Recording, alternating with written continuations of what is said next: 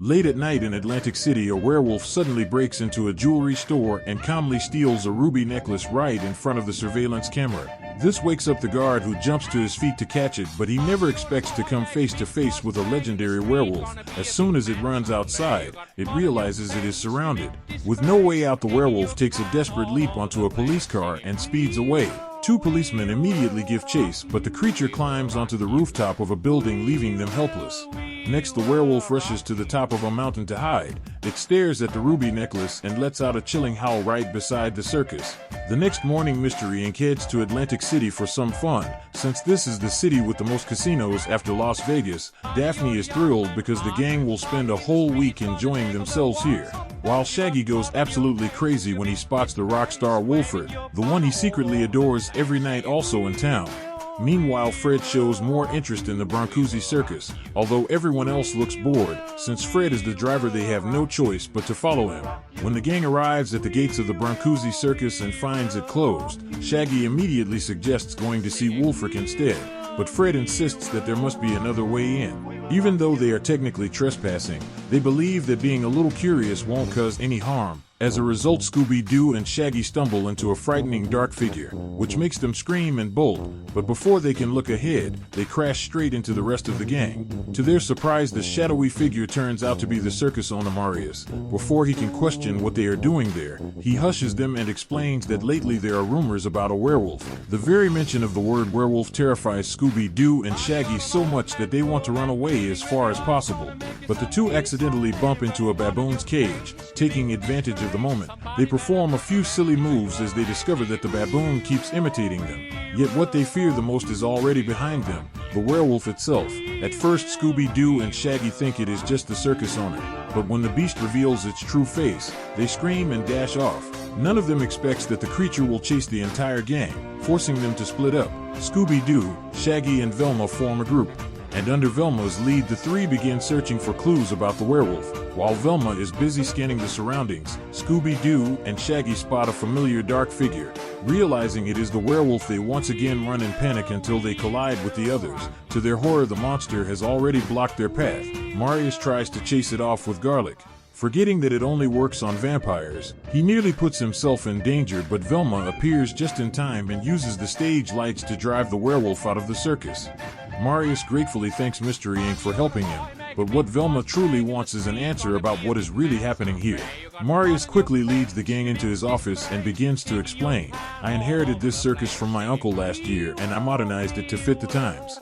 But I never expected a werewolf to appear and haunt the circus for months. It has terrified many of my performers and it grows greedy, stealing jewelry whenever it can. I even suspect that the werewolf might actually be one of my own performers. Velma remembers a case like this in Bavaria in the 18th century, where a werewolf named Hans collects gems and uses them to strengthen himself. Normally a werewolf only transforms under the full moon, but with the jewels Hans can turn into one at any time. Then he and his gang terrorize their land for decades, and anyone bitten by a werewolf also becomes one. Realizing the Mystery Inc. can help him solve the case, Marius decides to hire them to work for him. Everyone acts in disguise under circus costumes, and soon the whole team is dressed up. Marius quickly assigns roles. Fred assists his trapeze artists. Daphne takes charge of the opening because he has seen her skill with the iron cage ride, while Scooby-Doo and Shaggy perform the animal act. But Marius doesn't expect Scooby-Doo to be the trainer and Shaggy to be the pet, so he tells them to just do a few basic tricks. But Scooby-Doo surprises him. Only Velma is left since she doesn't know much about circus. Marius assigns her as the assistant in the canon act. The jobs are set and now they only need to gather again at 5 a.m. the next morning. At first Shaggy thinks Marius is joking, but when he sees everyone so serious, he can't laugh anymore. Exactly at 5 a.m. Fred gathers everyone, all still half asleep, and Marius leads them to meet the circus performers. First comes Whitney, the animal trainer. He is old and about to retire, but he still dedicates himself to the craft. His skills are undeniable. Every animal obeys him perfectly. Even the baboons follow his words. Dancing, saluting, boxing, they can do it all. Scooby-Doo and Shaggy watch in awe, eager to learn too, but the moment the lion roars, they panic and bolt. Meanwhile, Marius takes the others to meet Archibald, a strong Frenchman who easily lifts Velma with one hand. Archibald explains the canon act. Velma just sits inside the barrel. He fires, an explosion goes off, and she lands on the net to applause. Next, Fred and Daphne are introduced to the German trapeze couple Oliverio and Lena. Fred's job is to stay below in case of any accident, but Marius warns him that Oliverio is dangerously jealous, so he must be careful. Finally comes the clowns. Before Daphne can process what's happening, Marius rushes ahead, and when she steps inside the trailer she meets Schmatko, the fat Russian clown, along with Cisco, the skinny clown. Schmatko explains that he only became a clown reluctantly with no other choice, even though he once was an actor in the Soviet Union. Later the gang gathers with Marius to share the clues they've found. Fred suspects Oliverio because of his hot temper. Daphne suspects Schmatko because of his resentment about clown work. But Marius has his eyes on someone else. The rock star Wolfric is everywhere he performs. The werewolf appears. There's still no proof, but Scooby-Doo and Shaggy's stomachs start growling, so they ask to head out and grab something to eat first. Then Scooby-Doo and Shaggy want to enjoy almost every rib place in town. Not knowing that they are being followed, Shaggy notices a strange shadow beside him, so he turns his head back and discovers the werewolf. At once Scooby-Doo and Shaggy show their one true talent, which is running, and they dash straight into a jewelry store. But they don't expect that the werewolf is already one step ahead, knocking out the guard to steal a necklace. Forced to flee, Scooby-Doo and Shaggy rush back outside before they get caught. And right at that moment they bump into the rest of the gang. Fred sees them and quickly turns the wheel, but he accidentally crashes into a row of trash cans. The other three barely understand what's happening when the werewolf rises, joined by another leaping down from the roof. Daphne takes one look at the outfit and realizes the fat clown Schmatko has been turned into a werewolf. The Mystery Inc. gang has no choice but to run from the two terrifying beasts. Fred tries to block them, but it's nowhere near enough, so the team takes the chance to split up and draw the werewolves away. By the time the beasts give chase, they have already lost track of Scooby-Doo, Shaggy and Fred. They glance left and see nothing, but to the right two prey are still running. Velma acts fast, prying open a manhole cover to make an escape route, while Scooby-Doo, Shaggy and Fred counterattack from behind with the mystery machine. Even though they can't bring the two werewolves down, at least the monsters are driven off. Meanwhile, Marius grows anxious because the showtime is near and the gang is still missing. He is already shaken by Schmatko's disappearance when news arrives that Schmatko has been turned into a werewolf. Mystery Inc. concludes that the werewolves have started their plan. They have stolen an emerald necklace and created more werewolves. With only half an hour before the circus opens, Marius has no choice but to appoint Daphne to replace Schmatko. They put the investigation aside and prepare for the show. Soon the audience gathers. Filling the seats of Bronuzi Circus, Marius steps out through a swirl of smoke to begin. Ladies and gentlemen, welcome to the greatest talents of all time. As he speaks, Daphne and Cisco roll in with the clown car. Cisco, the skinny clown, hops out and proudly presents the clown princess Daphne. Together they play their silly tricks, drawing laughter from the crowd. Daphne tries to strike back against Cisco's prank, but the umbrella surprises her. When she grabs for it, the car suddenly starts, dragging her along. Cisco chases after, and finally the umbrella pops open after the car slams into the stage. Next comes the trapeze act of the German couple. The routine goes smoothly, but Oliverio still boils with jealousy when he sees Lena land safely in Fred's arms. Then it's the Frenchman Archibald's turn. With one hand he lifts a horse high, leaving the crowd stunned. After that, Scooby-Doo and Shaggy step on stage. The audience thinks it's just another dog training act, but Scooby-Doo takes them from one surprise to the next. Yet all the applause goes to Shaggy, leaving Scooby-Doo sulking. Finally, Velma is loaded into the cannon by Archibald for the grand finale. But suddenly an audience member stands up as two werewolves appear. Instead of terrorizing the crowd, they target only Scooby-Doo and Shaggy. Both are forced to run. Shaggy luckily finds a motorbike, guns the throttle, and knocks one werewolf aside. He then lures the other by racing up onto the roundabout while Scooby-Doo struggles with the werewolf Schmatko. Even after climbing high, the beast refuses to stop, so Scooby-Doo leaps down to escape. Just then Shaggy arrives, and together they unwittingly create a wild stunt inside the iron cage. Before long the cage lowers, forcing them to run again. But this time they follow Fred's instructions, drawing the werewolves toward the trap. The moment is perfect. Fred and Marius drop the net and capture both beasts. Next, everyone immediately gather to catch them, but they are shocked when the two werewolves vanish without leaving a single trace. Velma also wonders why they don't focus on the gems but only chase Scooby-Doo and Shaggy. There are still too many questions waiting to be answered. But for now, everyone has to say goodbye to the audience. The next morning, while the mystery crew is still sleeping, Marius shows up. He announces that last night's show is a huge success and the audience keeps praising them non-stop. They are surprised by the act with the werewolf, and Shaggy is even voted the best circus artist. But in contrast to Shaggy's excited face, Scooby-Doo seems gloomy because nobody pays him attention. Hearing such good news, Marius wants to share it with the others.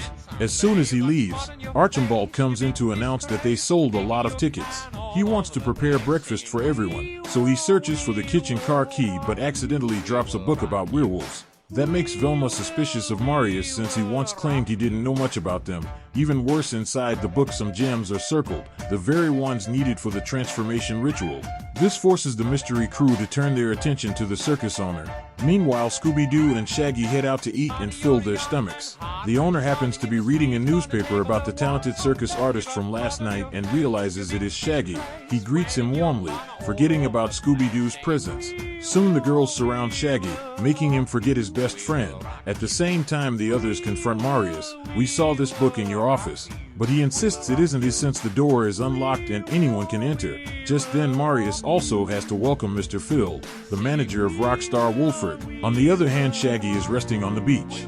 Surrounded by pretty girls, he quickly falls asleep and dreams of performing on a huge stage. In his dream, he stands at the very peak of fame, training Scooby-Doo to do dazzling tricks, from riding a jet plane to lifting a car with one hand. But suddenly a werewolf appears and attacks him. In this desperate moment, Scooby-Doo runs in and takes the bite for Shaggy. As soon as the werewolf leaves, Scooby-Doo begins the transformation. His limbs twitch violently and something unexpected happens. Instead of turning into a werewolf, he becomes a middle-aged man with a big belly. A true chill guy. The sight shocks Shaggy so much that he wakes up instantly. After that, Shaggy has to comfort Scooby-Doo because his friend feels overshadowed. A few pieces of Scooby snacks are not enough, but a truck full of them might change his mind. Right then, Fred and Daphne arrive with good news. Marius has struck a deal with Mr. Phil to organize a private show for Shaggy's idol Rockstar Wolford. Before long, night falls and the show begins. But no one expects Archibald and Lena to be kidnapped by werewolves. This enrages Mr. Oliverio, who believes Fred has stolen Lena from him. With little time left before the performance starts, Marius says Fred must team up with Oliverio. Soon Rockstar Wolford arrives at the Bronuzi Circus with his band, while the crew watches from backstage. Marius is suddenly kidnapped by a werewolf. Forced into a tight corner, everyone still has to go on with the show, but this time Fred already has a plan. He steps in to replace Marius as the opening act. Next comes Daphne rides inside the Iron Globe with a motorbike, making the audience stare wide-eyed. Then it is Oliverio and Fred's turn to perform the rope act. At first, Fred fears Oliverio might harm him, but he is surprised to see the man actually being responsible and professional. Finally, it is time for the best circus artist, Shaggy. Scooby-Doo quickly jumps on a ball, rolling and juggling at the same time. While the audience is still amazed, the werewolves appear. Just as Fred predicts, they focus on Wolfrick's emerald necklace, so he signals to activate the trap. Velma is in charge of knocking them out, while Daphne takes care of restraining them. But Mystery Inc. does not expect Archibald, Marius, and Lena to also be turned into werewolves. This is beyond their expectations, so the wolves successfully take the necklace of the Rockstar Wolfrick. The situation becomes extremely chaotic because Mystery Inc. has only 5 people, and all 5 of them must face 5 different werewolves. While rescuing Scooby-Doo, Shaggy accidentally discovers their red fur. It turns out they are baboons in disguise, and the only person who can train them is Whitney. Realizing he has been exposed, Whitney immediately runs away, but he does not expect Velma to be ready to launch herself like a bullet to leap ahead. The mystery seems to be over, but Whitney still refuses to surrender. Luckily, Archibald appears just in time with a tranquilizer shot straight into Whitney's, but to regain control of the situation. Archibald explains that he always prepares tranquilizers in case the animals rebel, and it only takes him a few hours to escape from Whitney's ropes. After that, Archibald shows where Whitney hides everyone, while Whitney himself is taken to the police station unconscious. The police also inform Wolford that it will take them quite a while to recover his necklace the next day, since the Bronuzi Circus has to perform elsewhere. Marius sincerely thanks Mystery Inc. for helping him solve the mystery, but Velma senses something is wrong. Normally the villains always say they almost get away with it if nosy kids like them don't interfere. She quickly recalls seeing Archibald reaching into Whitney's pocket. It turns out Archibald is the true mastermind all along. deliberately shifting Mystery Inc.'s suspicion onto Marius and framing Whitney, so they have no choice but to chase the train, otherwise Archibald will escape justice. It does not take long for Mystery Inc. to catch up and see Archibald preparing to attack Marius. Seeing someone in danger, they cannot just stand by, so Scooby-Doo and Shaggy are sent to jump onto the train.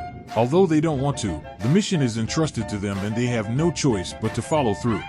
Daphne intends to jump too, but it is already too late because the track split into two. Scooby-Doo and Shaggy quickly move forward and see Marius being questioned by Archibald about the key to the safe.